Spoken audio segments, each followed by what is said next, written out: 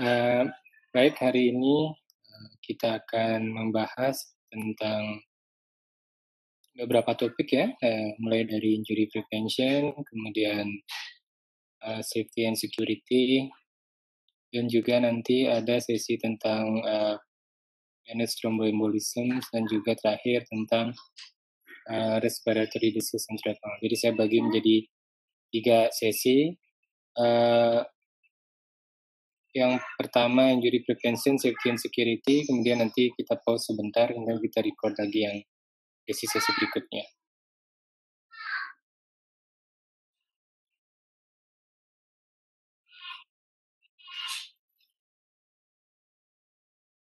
Jadi menurut WHO cedera adalah penyebab utama kematian dan kecacatan atau disabilitas di seluruh dunia, dan itu juga tidak terlepas dari uh, insiden ini juga terjadi pada wisatawan sebagai kelompok populasi yang khusus ya.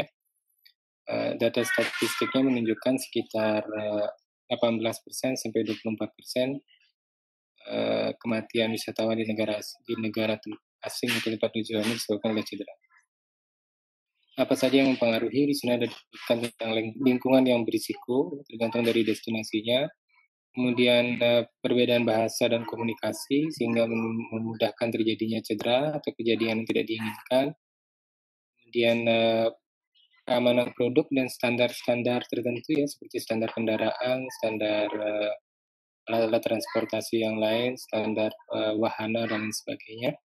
Mungkin tidak sama antar satu negara-negara yang lain. Kemudian peraturan dan regulasi yang tidak mungkin familiar bagi para wisatawan, dan juga karena nuansanya biasanya wisatawan itu sedang berlibur sehingga kurang aware terhadap berbagai risiko yang ada saat melakukan aktivitas wisata. Ini data dari website CDC ya. Itu kalau kita lihat di sini yang paling banyak memang road traffic ya. Jadi kematian karena kecelakaan di jalan raya. Estimasinya sekitar 1.670 dalam 2 tahun ini. Data sudah agak lama, tapi bisa kita pakai jadikan acuan. Mungkin situasinya masih tetap seperti ini ya. Sehingga kalau dia bepergian khususnya ke negara berkembang di mana regulasi atau enforcement dari sistem lalu lintas itu mungkin tidak seketat di negara maju, maka dia harus lebih berhati-hati ya. Sekitar 27% ya, atau 456 orang Amerika yang meninggal saat berada di luar negeri. Kemudian secara global ya, ada sekitar 3.300 orang, termasuk diantaranya ada anak-anak ya, 720 yang meninggal karena kecelakaan lalu lintas yang melibatkan mobil, bus, sepeda motor, dan pejalan kaki. 20% dari kematian tersebut disebabkan oleh kecelakaan lalu lintas. Tertinggi untuk destinasi di Asia Tenggara mungkin di Thailand dan di Vietnam. Kemudian kecelakaan lalu lintas umum terjadi di kalangan wisatawan asing karena kurangnya pengetahuan tentang jalan. Jadi kecelakaan lalu lintas umum terjadi di kalangan wisatawan asing karena beberapa faktor ya, diantaranya kurangnya pengetahuan tentang situasi jalan di tempat tujuan. Ini maksudnya mungkin bukan mengemudinya di sisi yang berbeda ya, di sisi yang berbeda. Kurangnya penggunaan sabuk pengaman, pengaruh alkohol, kendaraan yang tidak dirawat, kelelahan, jalan permukaan yang buruk, tebing yang tidak terlindungi, dan jarak pandang yang buruk, ya, pencahayaan yang kurang memadai di berbagai situasi jalan, ya, terutama jalan-jalan pedesaan, dan infrastruktur yang belum memadai.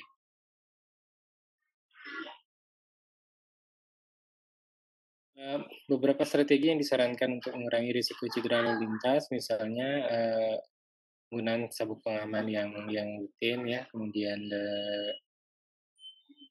mengetahui hazard atau sumber-sumber potensi bahaya, terutama kalau mengemudi di malam hari. penggunaan sabuk pengaman termasuk juga kursi keselamatan anak ya, kalau di negara berkembang mungkin tidak terlalu ketat penggunaannya. Kemudian bahaya-bahaya mengemudi di negara tertentu bisa dilihat di sumber-sumber resmi, salah satunya di Safe International Road Traveling ya. Kalau mau bepergian kemana, lihat di sana apakah berbahaya atau tidak. Nah, kemudian khusus penggunaan sepeda motor dan sepeda mungkin tidak sama di negara-negara maju untuk sepeda. Ini negara berkembang mungkin pengguna sepeda tidak terlalu banyak akses untuk melakukan ini ya. Transportasi dengan sepeda, sewa sepeda.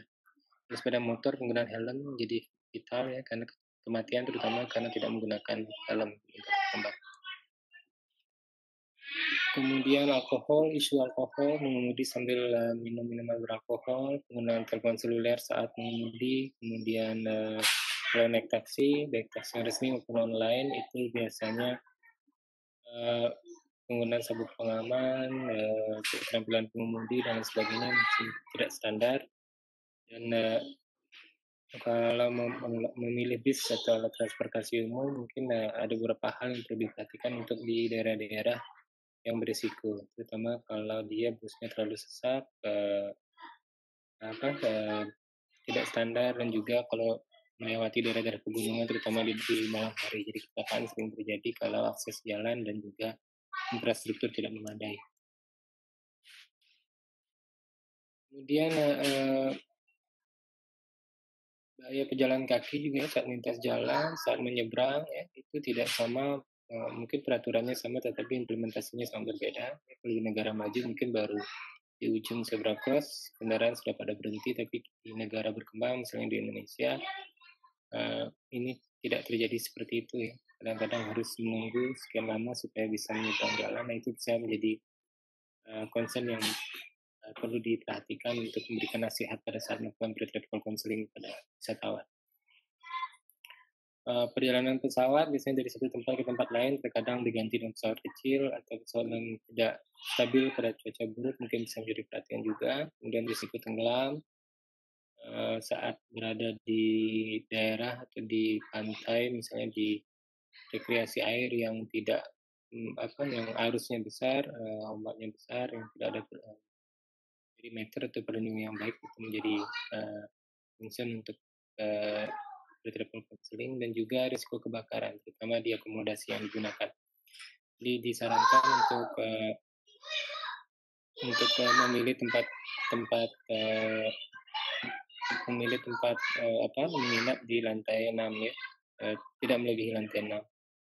Itu biasanya karena akses dari pemadam kebakaran hanya bisa sampai ke lantai 6. Kalau di Bali mungkin hanya karena sampai lantai 4, mungkin tidak terlalu applicable kalau masih ya. Kemudian kecelakaan karena aktivitas air dan water sport.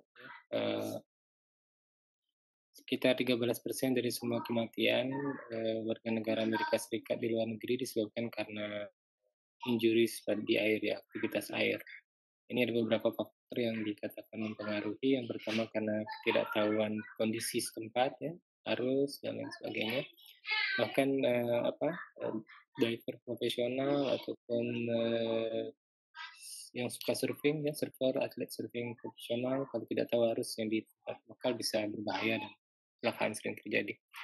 Nah, tidak semua mampu berenang dengan baik pada situasi berbeda, terutama karena arusnya berbeda. Kemudian penjaga pantai yang bertugas mungkin tidak selalu ada di berbagai tempat. Kemudian hewan laut yang ada di hewan laut yang ada di destinasi seperti bulu babi, ubur-ubur, karang yang tajam itu bisa menimbulkan injuries atau kecelakaan saat melakukan aktivitas wisata ya. Dan juga faktor alkohol. Jadi kebanyakan kecelakaan air karena juga kombinasi dengan alkohol.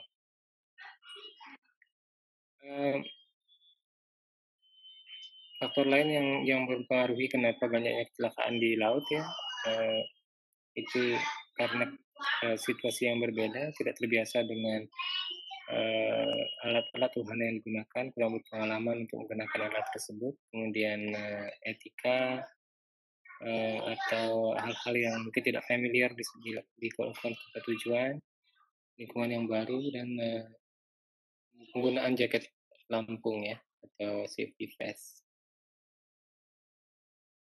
Khusus untuk diving ya, kalau di Bali banyak sekali set-set diving mungkin yang dikunjungi oleh wisatawan. Kalau kematian di antara divers untuk yang rekreasional diperkirakan sekitar 15 sampai 20 kematian per 100.000 penyelam per tahun ya. Dari 100.000 penyelam divers ada kematian sekitar 15 sampai 20. Ini faktor yang mempengaruhi adalah pengalaman menyelam. Semakin berpengalaman biasanya semakin aman. Kemudian peran instruktur, terutama untuk yang divers yang baru yang pertama kali menyelam, bagaimana memberikan instruksi yang baik sehingga tidak terjadi kecelakaan pada saat penyelaman. Unintentional injuries itu termasuk kecelakaan atau cedera yang tidak disengaja, misalnya karena insiden pada penerbangan atau insiden terkait narkoba, bencana alam, dan lain sebagainya. Itu juga perlu diperhatikan. Statistiknya untuk warga AS sekitar 19%. Ini beberapa tips, travel tips untuk menyedia layanan kesehatan. Vendor layanan perjalanan wisata dan wisatawan sendiri mempertimbangkan beberapa hal, terutama pentingnya asuransi kesehatan karena tingginya angka kecelakaan di tempat tujuan ya. Kemudian karena kurangnya respon trauma darurat yang cepat, perawatan trauma yang tidak memadai di lokasi terpencil, perubahan cuaca yang tiba-tiba dan tidak terduga dapat mengakibatkan keselamatan bisa menjadi salah satu faktor pertimbangan berkaitan dengan repatriasi dan evakuasi kalau terjadi gangguan atau insiden yang tidak diinginkan. Kemudian tips yang lain, setelah menghindari penggunaan pesawat kecil yang tidak stabil, yang tidak terjadwal. Kemudian kalau cuaca buruk, cancel perjalanan atau hindari. Selalu menggunakan helm atau safety belt saat mengendarai motor atau mobil ya. Tips yang lain berkaitan dengan injury prevention untuk mencegah kebakaran, milih akomodasi yang tidak lebih tinggi dari lantai 6. Kemudian kalau terjadi kebakaran apa harus dilakukan, menggunakan kain basah saat membantu dari terlalu cepat menghirup asap gitu ya saat kebakaran.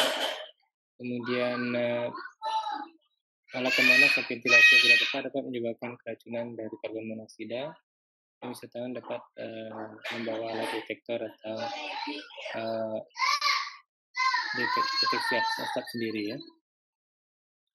Kemudian wisatawan harus mempertimbangkan untuk belajar pertolongan pertama dan cardiopulmonary resuscitation dan beberapa tips-tips lain yang kita sampaikan tadi sebelumnya. Kemudian selanjutnya untuk safety dan security, selain injury prevention, ini edisi yang lebih luas yang berkaitan dengan keselamatan dan keamanan wisatawan. Ini berkaitan dengan kekerasan yang terjadi di daerah tujuan, secara umum termasuk permasalahan kesmas, ada isu terorisme juga di sini, kejahatan internasional, kemudian pentingnya meneliti tempat tujuan untuk mengetahui risiko yang mereka hadapi untuk mengurangi hal yang tidak diinginkan, dan pentingnya mengetahui respon pemerintah setempat terhadap masalah yang mungkin berbeda yang terjadi di negara tujuan ya. Berbagai hambatan bahasa dan adat istiadat budaya biasanya mempunyai situasi yang disampaikan kita bahas hari ini ya, berkaitan dengan kekerasan, terorisme, dan lain. Jadi faktor budaya juga sangat khas ya di negara tujuan dan mempengaruhi bagaimana wisatawan itu mampu beradaptasi di daerah tujuan. Kemudian untuk membuat keputusan yang baik pada saat bepergian perlu untuk mencari informasi dari sumber-sumber yang terpercaya ya. Melihat website di Kementerian Luar Negeri misalnya masing-masing negara, kemudian melihat daftar konsulat kedutaan di negara yang akan dituju, penting untuk mengetahui kalau terjadi sesuatu yang tidak diinginkan harus kemana ya. Kalau ini contoh di Amerika menggunakan URL ini mungkin di setiap negara ada ya. Kalau Indonesia mungkin ke Kementerian Luar Negeri, Kemenlu ya.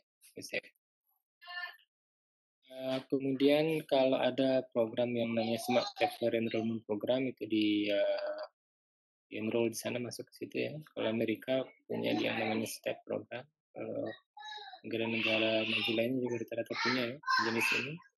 Jadi enroll di sana, kemudian akan ada informasi yang disampaikan oleh Kementerian Luar Negeri berkaitan dengan keselamatan warganya yang sedang berada di luar. Kalau kriminal ya, salah satu ancaman di negara-negara berkembang, terutama di negara di mana kesenjangan antara yang miskin dengan kaya sangat tinggi, itu kriminalitasnya tinggi, sehingga wisatawan harus mencari informasi sebanyak-banyaknya tentang potensi ini. Tipsnya yang pertama, membatasi perjalanan di malam hari, tidak menggunakan pakaian atau aksesoris mahal, menghindari akomodasi lantai dasar atau yang dekat dengan akses yang gampang dijangkau oleh akses orang luar ya. Selalu mengunci pintu jendela, menggunakan transportasi lokal yang direkomendasikan, dan jika dihadapkan pada situasi kriminal atau perampokan, maka sebaiknya menyerahkan semua barang-barang berharga dan tidak melakukan perlawanan. Kemudian berkaitan dengan terorisme internasional ya, juga merupakan salah satu ancaman wisatawan. Ada berbagai event atau kejadian yang mungkin mempengaruhi wisatawan, seperti pembunuhan, penculikan, pembajakan, pengoboman, dan juga aktivitas terorisme lainnya secara umum isunya. Beberapa tips mungkin yang disampaikan di artikel yang saya presentasikan ini yang berkaitan dengan menghindari keramaian yang berpotensi adanya terorisme tersebut ya. Kemudian hati-hatian atau awareness terhadap paket-paket yang tidak terduga, pemilihan kostum atau pakaian yang tidak mengidentifikasikan sebagai kelompok fanatik tertentu ya, meskipun fanatik terhadap klub olahraga atau apa mungkin juga cukup berbahaya jika berada di suatu event-event olahraga. Jadi bisa menjadi sasaran untuk aktivitas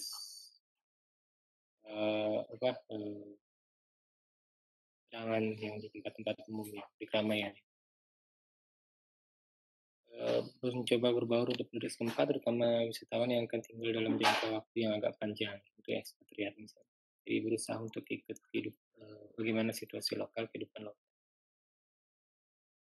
Isu-isu lain misalnya adalah adanya perbedaan-perbedaan hukum ya, atau penerapan hukum yang berbeda antara satu tempat dengan tempat yang lain, termasuk hukuman yang diberikan ya, misalnya untuk kasus pengedar narkotika misalnya yang menerapkan hukuman mati, ada yang hanya penjara seumur hidup, ada penjara berapa tahun, itu ada di website masing-masing negara biasanya. Kemudian wisatawan selalu menyiapkan fotokopi dokumen perjalanan resminya, sehingga kalau terjadi kehilangan bisa langsung kontak ke kedutaan atau konsulat terdekat ya. Wisatawan harus memastikan bahwa mereka memiliki asuransi ya, travel insurance, sehingga sebelum pergian siapkan dan pada saat perjalanan sudah tidak ada masalah ya kalau menghadapi hal-hal yang terjadi. Mungkin itu yang bisa saya sampaikan tentang safety, security, injury prevention ya. Nanti selanjutnya akan kita bahas tentang topik yang berikutnya, yaitu respiratory disease, venous thromboembolism.